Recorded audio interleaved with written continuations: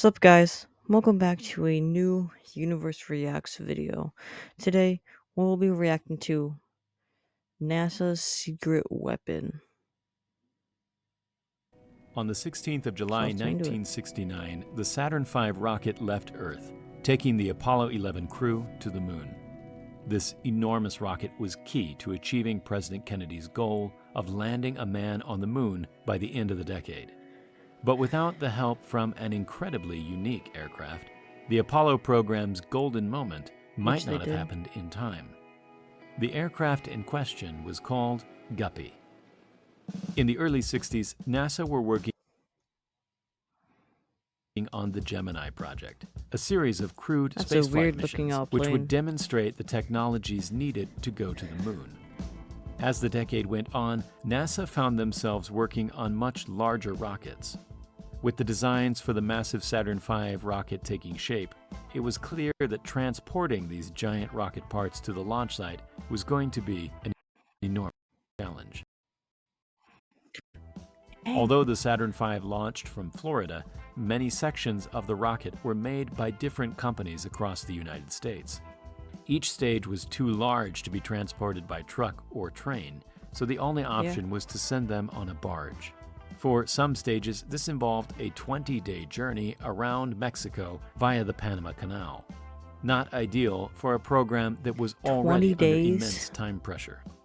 At the same time, U.S. airlines were replacing their Boeing 777 Stratocruisers with more modern jet-engined airliners. Ex-Air Force pilot John Conroy was aware of NASA's transportation problems and saw this as an opportunity. He bought 2 Stratocruisers from an aircraft broker and began converting them with his new company, Aero Spacelines.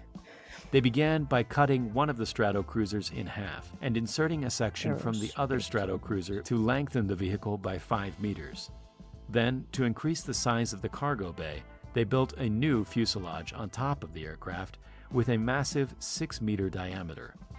Despite the new fuselage, Guppy only weighed 1.3 tons more than the original plane it was made from. However, the enormous shape caused a significant amount of drag, and the aircraft could only fly at a cruising speed of 360 kilometers per hour.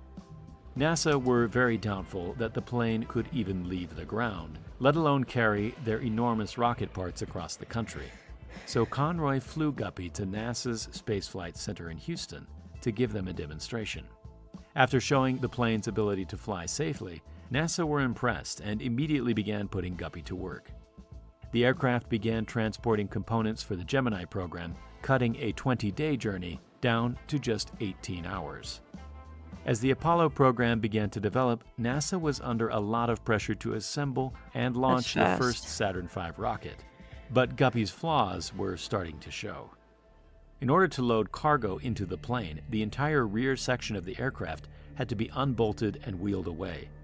The cargo bay wasn't pressurized, meaning certain payloads couldn't fly on the aircraft due to the change in pressure during flight. But when it came time to assemble the gigantic Saturn V, Guppy wasn't big enough to carry the massive third stage, which was urgently needed for the first flight test. NASA went back to Conroy and asked his company to make a new aircraft, and so they made Super Guppy. This time the aircraft was built using a military Stratocruiser, which was lengthened by an extra 10 meters. The new fuselage had a diameter much wider than the previous version. The new cargo bay was also fully pressurized, allowing more payloads to be transported. This larger version of the aircraft was now capable of carrying sections of the Saturn V rocket, including the third stage and the all-important instrument unit.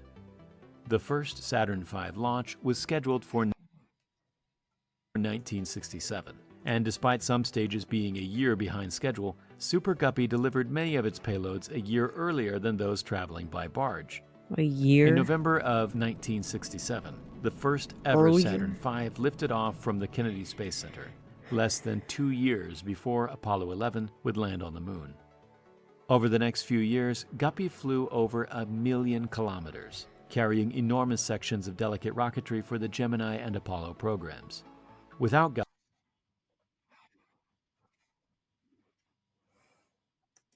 Like if a bird fell transporting into and one of the assembling the propellers, Saturn V rocket would have put NASA plane's months, gone. perhaps years behind schedule. In a program which had suffered major delays, Apollo 11 achieved Kennedy's goal with just 5 months to spare. Over the next couple of years, multiple variations of Guppy were produced to handle NASA's transportation needs. This fleet continued to support NASA during the Skylab program and the International Space Station program in the late 90s. Despite being an aircraft from the 60s, NASA still uses Guppy today to transport its largest components. After playing a role in one of humanity's greatest achievements, Guppy went on to inspire a new breed of aircraft like the Airbus Beluga, which can carry entire aircraft fuselages in its cargo bay. Although many cargo planes have surpassed Guppy in terms of capability, it will always be remembered as the aircraft that saved the Apollo program. Its distinctive design came at a time when engineers were pushing the limits of their imaginations in order to achieve a seemingly impossible goal. And that one plane made them win the space race.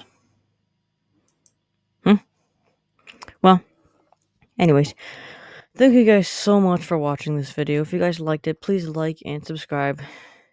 New video on the main channel in the future, maybe. Hopefully you stick around.